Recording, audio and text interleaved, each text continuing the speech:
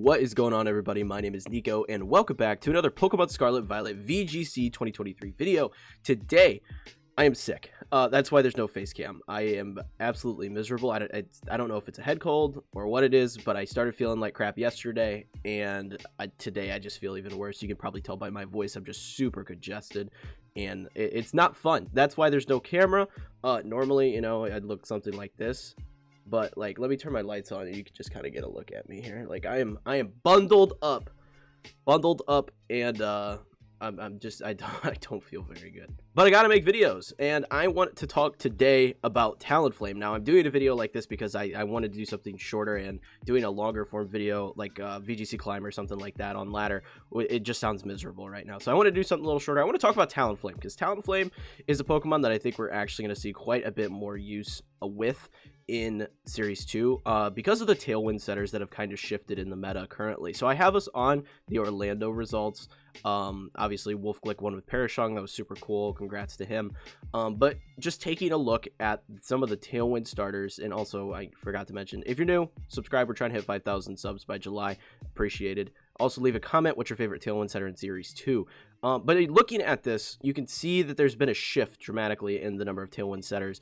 Roaring Moon is our big one. Everybody's running Roaring Moon with like Flying Terra type, Tailwind, Acrobatics, Booster Energy, that kind of thing. Then you also see just Talonflame, and I think every team in the top 32, if I'm not mistaken, had a Great Tusk on the team, minus Chuppa's team. Chuppa's team, I think, is the only one, and I believe, if I'm not mistaken, that's because no, it doesn't have Earthquake.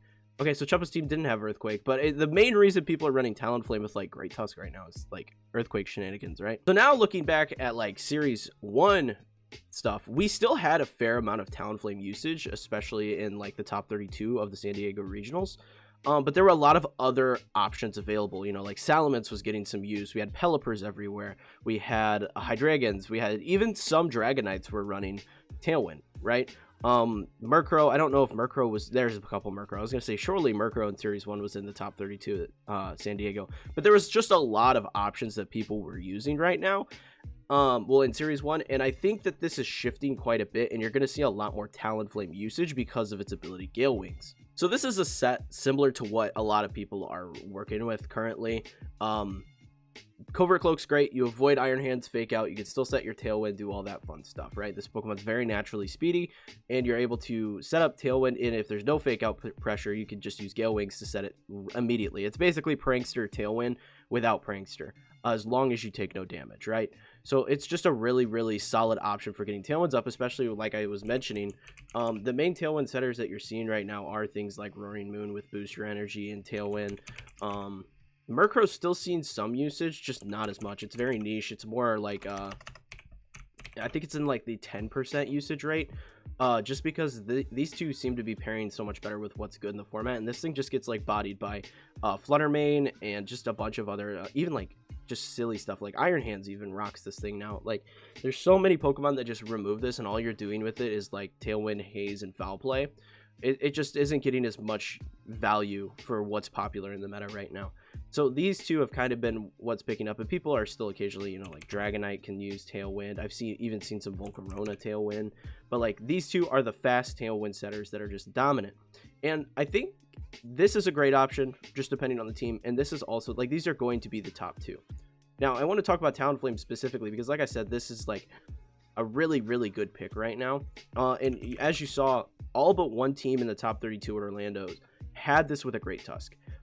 It pairs incredibly well with Great Tusk. A lot of teams were doing something of this nature, where you'd run like a max speed Jolly and Substitute, and you'd come out the gate and use Talonflame Tailwind Substitute with this, and then Terra Ground into EQs, and just do so much work. It's just so incredibly powerful right now.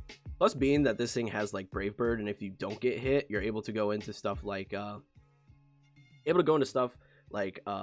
Fluttermanes and other weaker physically defensive Pokemon with Brave Birds that just do crazy work. Now a lot of people are running Terra Ghost, and I think this is a really, really solid option for this Pokemon. For one, you might be wondering why, because Covert Cloak is on this, and you know you can avoid the Fake Out, but Terra Ghost actually allows you to Terra avoid the Fake Out from an Iron Hands completely, because you don't take any damage from a normal type attack. You're able to keep your Gale Wings, Tailwind up, and then go in for like Brave Birds, Will-O-Wisps, things like that. It's a really smart combo, but also with the meta shifting as it is, we talked about Wolfie winning with a Perish Song Screamtail team. You actually, Terra Ghost allows you to rotate out a Perish Song, because you're not Terra trapped. Well, you're not Perish trapped by Gothitels and things of that nature. So it's actually a really interesting Terra typing that makes a lot of sense in the current metagame. So the other things that are super good with this is like Will-O-Wisp is fantastic right now into things like Iron Hands. Iron Hands hates Will-O-Wisp. You're able to just kind of mitigate that Pokemon completely. Roaring Moon also hates Will-O-Wisp. Great Tusk hates Will-O-Wisp. There's just so many things right now that just do not like this at all. And then Taunt is also really nice simply because of all the Trick Room Pokemon out there. You're able to really handle a lot of the Trick Room teams and avoid that setup with Taunt on this Pokemon. So it's just a really solid bring all around right now. It's just really, really good. And I actually enjoy that this, despite Gale Wings being nerfed as it was, this is still seeing some fantastic use, especially with the Ghost type Terra, because you just keep Gale Wings up. It's just a really, really fun Pokemon right now. And like alternatively, and maybe you don't want to run Taunt, like Protect is fine on this, but I think this is the most solid set for this Pokemon, and I think it's going to just see an increase in use, especially when you consider that not only does this like play super well with Great Tusk, but Great Tusk is like our best ground type attacker right now, but it's also fighting type, and playing Brave Bird into Great Tusk is really good, especially if they're not terrain. It's just a really solid Pokemon, either to knock it out or to Will-O-Wisp it. So it's just a really good pick into something that's fairly popular right now. Other Pokemon that this is going to pair really well with are going to be things like Goldango. Goldango really likes this because you know, it's just the same deal as running Murkrow with it. You can Prankster, Tailwind, make it rain. But instead of Prankster, it's Gale Wings. So it's the same concept as running it with a Murkrow. It just works super, super well. Other Pokemon are going to be Bundle. Bundle really likes this, especially if you're running a Focus Sash bundle instead of a Booster Energy bundle. It actually is very beneficial for this Pokemon. Same deal with Fluttermane. Fluttermane's super fast as well, but if you're running Focus Sash, you're not going to be outspeeding, you know, like Iron Bundle and things like that. So if you're going in with Talonflame, setting Tailwind, doing your thing, this Pokemon immediately gets fast and is a huge threat to things like Bundle because of its crappy special defense stat. Pokemon that could potentially be troublesome for Talonflame. If you think about it, you're not really running a fire type attack, so like Goldango could still be a problem if they're running the Choice Specs variant and they're running like Thunderbolt. Goldango could potentially be an issue. Thinking about other Pokemon that could potentially cause problems, Tyranitar has actually seen some use because of Sandstream. Being able to boost the special defense of Great Tusk is really, really positive for this Pokemon, because you see its special defense stat is pretty crap. So having Tyranitar is really good, plus it has a lot of good coverage options, and it's super bulky, right? Look at these stats. It's just a very bulky Pokemon, but having access to like Rock Slide, and doing like Terra Flying on this Pokemon, it's just going to eat hits for you and also just be a menace to opposing Pokemon, especially like I mentioned, Terra Flying Roaring Moon is super good. Terra Flying Roaring Moon is fantastic right now. And this counters it so hard by going in with why can I not find Flying on Tyranitar? There it is. Going in with a Rock Slide on this is just super, super beneficial.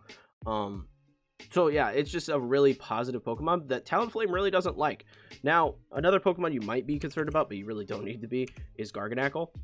Garganacl is really good still. It's just a really good stall Pokemon. However, because you're running like Covert Cloak on this thing, you don't have to worry about Salt Cure. Salt Cure is super good because it deals the damage based on the health. However, it is also 4 times effective against Talonflame, so it does huge damage. But if you're Terra Ghosting and Covert Cloaking, you're not going to take any additional damage. You're going to take the immediate damage, but you don't get the after effects because of Covert Cloak's effect, which is super nice. It's a really good Pokemon to play into Garganacl. I think the biggest thing to worry about is just how frail this Pokemon actually is. While it can set Tailwind very effectively and be super beneficial with like Will-O-Wisp and Taunts, it's just its defensive stats aren't great. So you're not going to be able to keep this out on the field all that long. Why is there 28 in special attack? You're not going to be able to keep this out on the field all that long. You're just going to take hits and it's not going to feel great. This is a bulkier spread for it.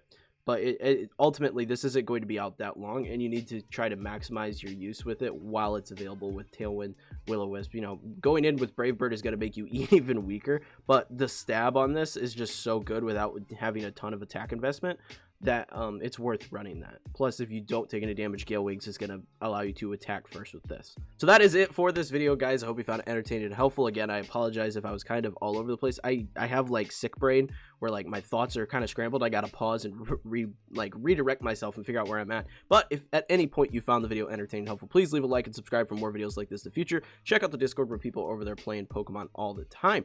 And if you want to see more from me, check out this video where I talk about how to build better teams in Pokemon Scarlet and Violet. Really cool stuff.